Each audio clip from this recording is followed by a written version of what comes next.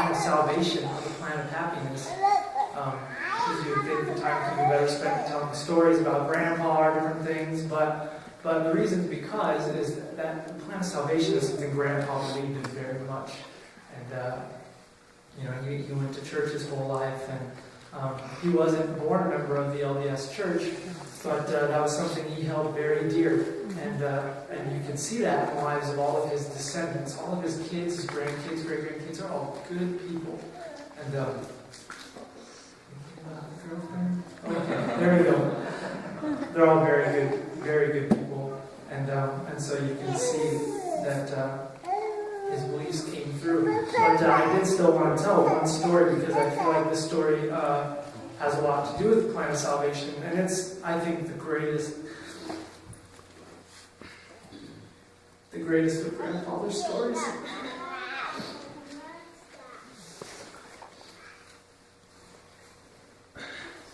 Took place in the early 50s. He had just gotten called to serve in the war that had killed his older brother.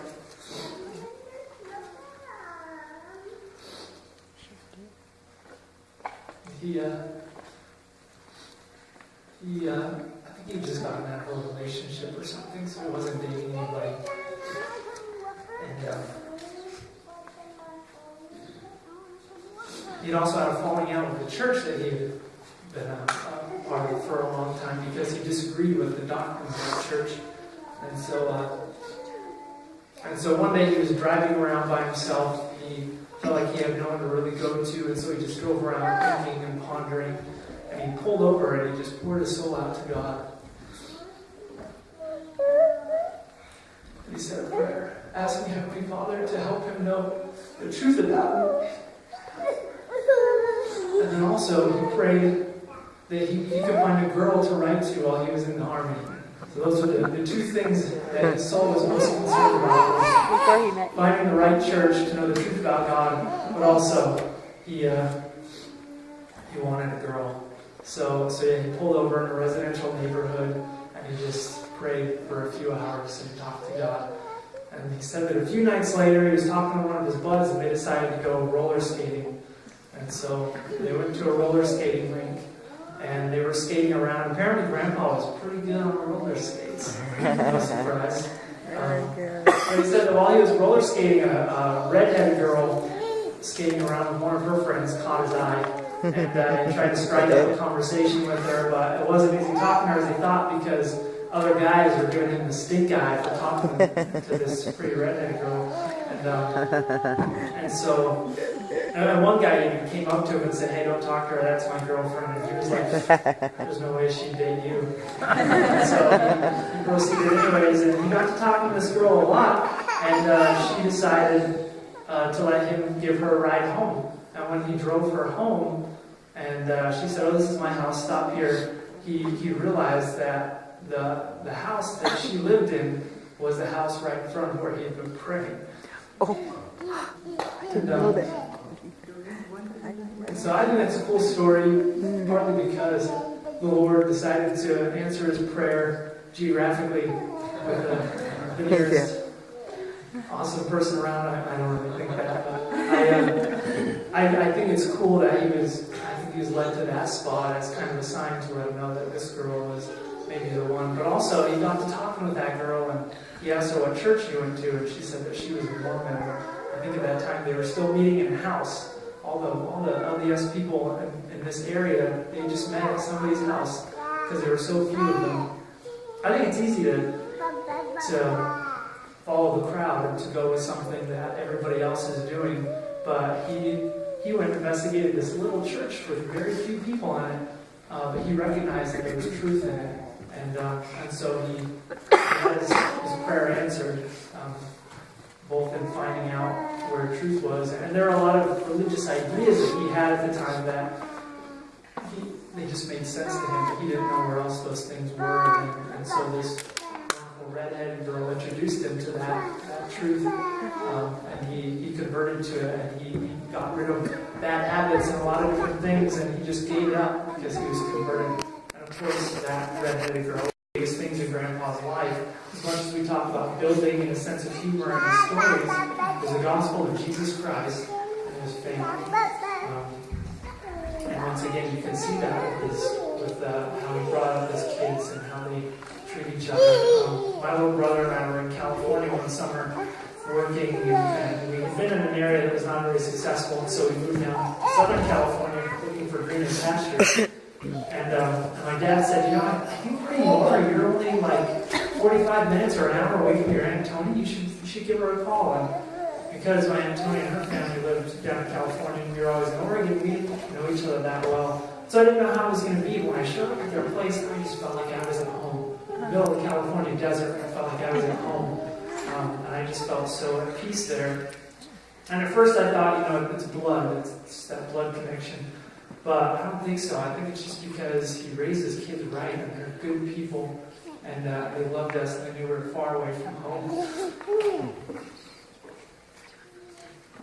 And Grandpa was a good guy. He'd call me up from time to time and talk to me a little bit. And I think kind of the same thing. He knew that because we always lived far away from our family, he would call us up and be that connection.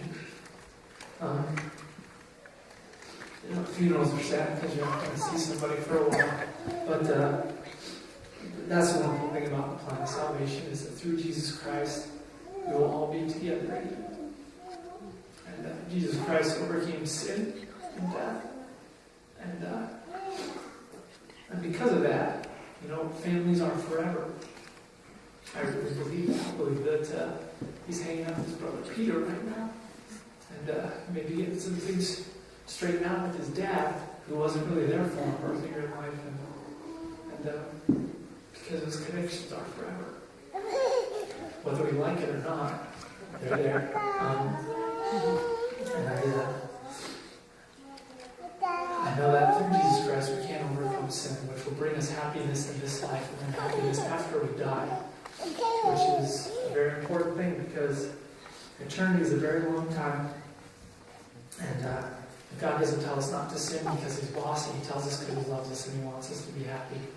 Along with that, he did overcome death. We can all be resurrected. And my grandpa he's not hard of hearing anymore. And he doesn't have to wear belts over his stomach to hold the hernias in. He will be whole through the resurrection through Jesus Christ. And that is a wonderful thing. And I know that Jesus Christ lives and our Heavenly Father loves us. And I know that my grandpa knew that. He always felt the connection to the Savior because the Savior was a carpenter. And he'd show me things in the Bible. He said, look at this. Look at what Jesus said here. He said, only a carpenter would have said that. Only a carpenter would have figured that out. And he had all kinds of little things I just never would have realized. I took years of history classes or religion classes at BYU. And they're not teaching the stuff Grandpa was able to figure out because Grandpa, he was able to see how the Savior connected to him. And that's an important thing in life, that we all figure out how the Savior speaks to us. And Grandpa definitely had that, and that was always a big example to me. I love my grandpa, and I love Jesus Christ, and I know that because of Jesus Christ, I will see my grandpa again. And that those relationships, all of us that have relationships with him, those relationships are not over. We will someday be reunited with him and with all of our loved ones. And that makes death not so sad. Because we know that there is a happy ending through Jesus Christ. And only through Jesus Christ can we be made whole in this life, but also in the next life. And we with that blessing, that promise that we can be all one as a family forever.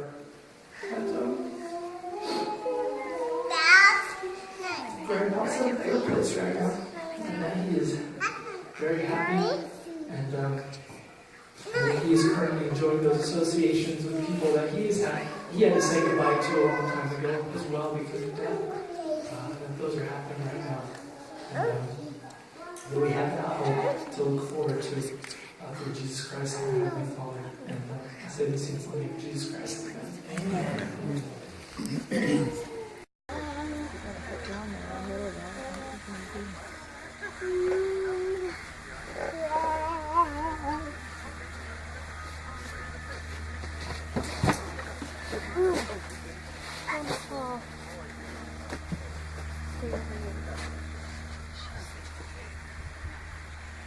That's heavy.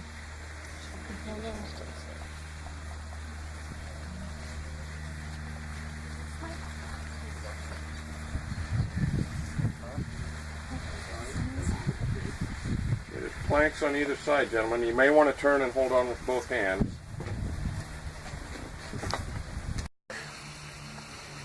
By the authority of the Holy Melchizedek priesthood which I hold, I dedicate this burial plot for the body of Richard John Burke. I pray that this ground will be hallowed and protected until the resurrection. I pray at this time that the friends and family of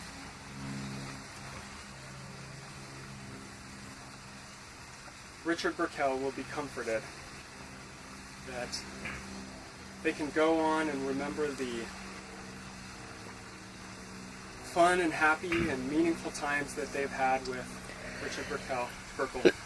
I pray that everyone will be able to remember him in their hearts, the lessons that they've learned, the feelings that they've gained from him. I pray that